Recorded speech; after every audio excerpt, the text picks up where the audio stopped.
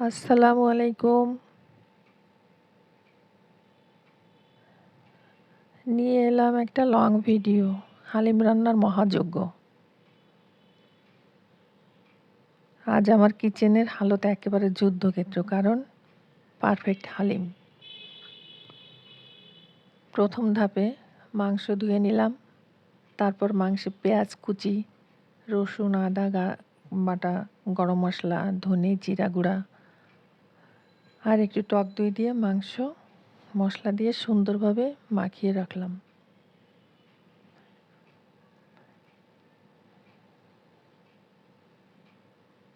যেন মাংস বুঝতে পারে আজ সে একটা বিশাল দায়িত্ব পেতে যাচ্ছে।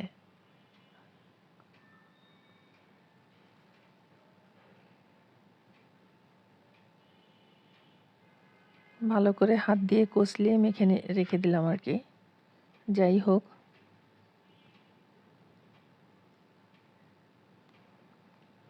তারপরে মাংস ভালো করে কষিয়ে নিলাম। যখন দেখলাম মাংসর গায়ে থেকে ঝরঝরে তেল বেরিয়ে আসতেছে, তখন নামিয়ে রাখলাম, যেন হালিমের সাথে মিলেমিশে মাখন মাখন হয়ে যায়।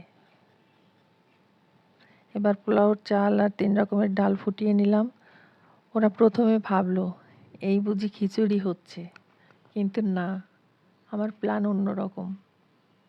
তারপর এলো সেই রহস্যময় ডাল, চাল, গমের গুঁড়া মিক্সড, নাম হলো হালিম মিক্সড। কিন্তু এর গুরুত্ব রান্নার বিশ্বকোষে স্বর্ণাক্ষরে লেখা উচিত। এটা আগে থেকেই ভিজিয়ে রেখেছিলাম যেন হালিমের গায়ে মাখামাখি হয়ে যায়। তৃতীয় ধাপ, এবার রান্না করা মাংস ঢেলে দিলাম ফুটতে থাকা ডাল চালের মিশ্রণে। আস্তে আস্তে সব হয়ে গেল, আর মনে হচ্ছিল এই বুঝি হালিম তার পূর্ণতা পেল। চতুর্থ ধাপ, পেঁয়াজ বেরেস্তা যেন গোল্ডেন ব্রাউন হওয়া পর্যন্ত ভাজলাম। দেখেই মনে হলো, ও মা, এটা তো প্রেম। সেই তেলে আবার পেঁয়াজ রসুন কুচি দিয়ে ফোড়ন দিলাম। ঘ্রাণ এতটা সুগন্ধি মার্কা হয়ে গেল যে পাশের ভাবি এসে দরজায় এসে উকি দিচ্ছে। চূড়ান্ত ধাপ, সব একসাথে মিশিয়ে নামিয়ে নিলাম স্বাস্থ্যসম্মত ভালোবাসায় করা হালিম। বাইরের হালিম এখন পাশে দাঁড়িয়ে ফুপিয়ে ফুপিয়ে কাঁদছে। আমার আর কেউ নেই। এখন প্রশ্ন, বাইরের কেনা হালিম নাকি আমার হাতে বানানো স্বাস্থ্যকর হালিম? উত্তর জানাতে ভুলবেন না। আল্লাহ হাফেজ, সবাই ভালো থাকবেন।